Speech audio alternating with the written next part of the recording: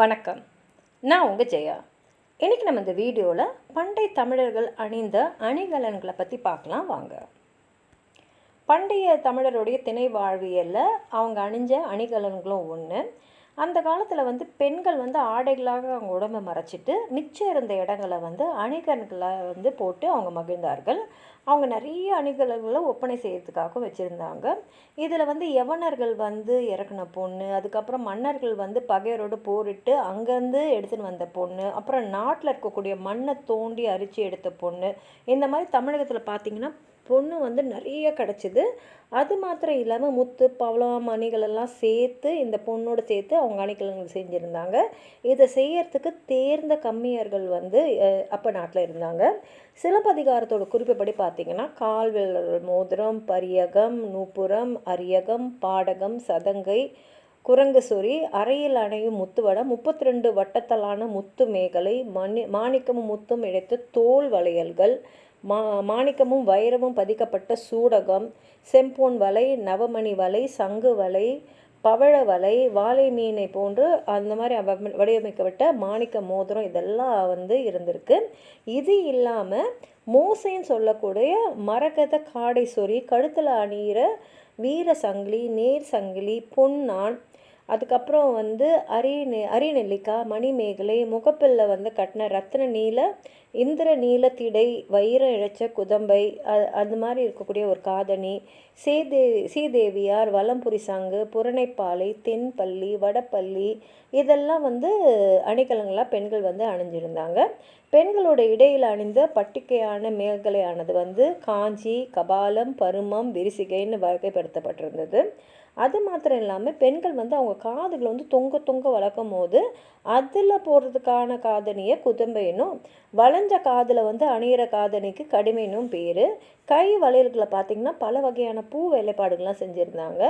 அதில் சில வகையாக முத்தால் செய்யப்பட்டிருக்கும். பெண்கள் கால் விரலில் கூட மோதிரம் அணிகிற பழக்கம் அந்த காலத்துலேயே இருந்திருக்கு. அதே மாதிரி குழந்தைகளுக்கான அணிகளும் நிறையா இருந்தது. நெற்றி சுட்டி, பிறை, மூவடம் இருக்கக்கூடிய ஒரு பொன்சங்கிலி, கழுத்தில் அணிகிற ஐம்படை தாலி, புலிப்பல் தாலி, விரல்களை சுறாமீனை போடுறோம், காலமீடம் போடுறோம், லட்சினை பொருத்தப்பட்ட மோதிரங்கள், மணிகள் இருக்கக்கூடிய சதங்கை, பொன் ரெட்டை சரிகள், கால்களில் மணியும் பவளமும் கோத்த அரைநாணு, இடையிலையும் சதங்கைங்களோட பூட்டு வாய்கள், தேரையின் வாய் மாதிரி இருக்கக்கூடிய நகைகள் அணிஞ்சிருந்தாங்க. பெண்கள் அணிஞ்ச சிலம்புகளை முத்தையும் மாணிக்கமும் பரல்களாக உள்ளே வச்சு அதை போடுவாங்க. எவ்வளோ நெல்லை சாப்பிடுற கோழிகள் மேலே பெண்கள் அவங்களோட குழைகளை கயிட்டு எறிவார்களாம். அதே மாதிரி ஆண்களும் மதானி, முத்து மாலை, வெள்ளி கம்பியில் கோத்த பொத்தாமரை மலர்கள், கை வளையல்கள், இந்த மாதிரி அணிகள்லாம் ஆண்கள் அணிஞ்சிட்டு இருந்தாங்க. தமிழ்நாட்டில் செய்யப்பட்ட அணிகலன்கள் வெளிநாட்டுக்கெலாம் ஏற்றுமதி செய்யப்பட்டிருக்குன்னா, குறிப்பாக கொடுமணன்ற ஊரில் செய்யப்பட்ட பொன்னால் செய்யப்பட்ட நகைகள் பெரிய வரவேற்பை அந்த காலத்தில் வாங்கியிருக்கு. அதே மாதிரி தலையில் அலங்காரம் செஞ்சுக்கிறதுல பண்டைய கால தமிழக பெண்கள் ரொம்ப ஆர்வமாக இருந்தாங்க. நீண்ட கருத்த கூந்தலை வளர்க்குறதுல அவங்க ரொம்ப ரொம்ப ரொம்ப விரும்பியிருந்தாங்க. கொண்டை, குழல், பனிச்சை, சுருள், முடின்னு 5 வகையாக அவங்க தலை அலங்காரம் செஞ்சுக்கிட்டுறாங்க. அந்தந்த வயசுக்கு ஏற்ற மாதிரி இந்த அலங்காரம் மாறும். அவங்களோட தலையில் வைக்கிறதுக்கு நிறைய பூக்களை சூடுவாங்க. கிட்டத்தட்ட 100 வகையான பூக்களை அவங்க தலையில் சூடின குறிப்புகள்லாம் இருக்குது. மகரவாய், வகீர், இந்த மாதிரி தலையணிகளையும் அவங்க தலையில் அலங்காரம் செஞ்சுப்பாங்க. மாணிக்க மணிகளோடு சேர்ந்து பூக்கள்லையும் வெண்ணூலில் கோத்து அவங்க தலையில் அணிஞ்சுப்பாங்க. அவங்களுடைய கூந்தலுக்கு அகீரை வச்சு புகையூட்டி நறுமணத்தை உண்டாக்குவாங்க. கூந்தலில் கை விரலால் கோதி உலர்த்துவாங்க. அதுக்கப்புறம் கூந்தலை 2வாக பிரித்து அதை பின்னிப்பாங்க. அந்த காலத்தில் களிமண்ணை தேய்ச்சி தலை குளிச்சிருக்காங்க. கண்ணுக்கு மை தீட்டிக்கு வச்சுவாங்க. நறுமண பாக்கு வெத்தலை போட்டுப்பாங்க. ஆண்களும் அவங்க தலைமுடியை நீண்டு வளர்த்துருந்தாங்க. அதை சுருட்டி பின்புறமாக முடிச்சுக்குவாங்க.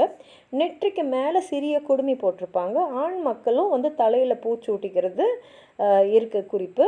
அது மாத்திரம் இல்லாமல் தலையில் சூடுற பூமாலைக்கு கண்ணின்ற பேர். ஆண்கள் தலையில் முக்காடும் போட்டுக்கொள்வது உண்டுன்ற குறிப்பெல்லாம் நமக்கு இலக்கிய நூல்கள் மூலமாக தெரியுது. உங்களுக்கு எதாவது சொல்லணும்னு நினச்சிங்கன்னா கீழே இருக்கிற கமெண்ட் பாக்ஸில் எழுதுங்க. இந்த வீடியோவை லைக் பண்ணுங்கள், உங்கள் ஃப்ரெண்ட்ஸோடு ஷேர் பண்ணுங்கள். சப்ஸ்கிரைப் பண்ணாதவங்களாம் ப்ளீஸ் சப்ஸ்கிரைப் பண்ணி சப்போர்ட் பண்ணுங்கள். நன்றி.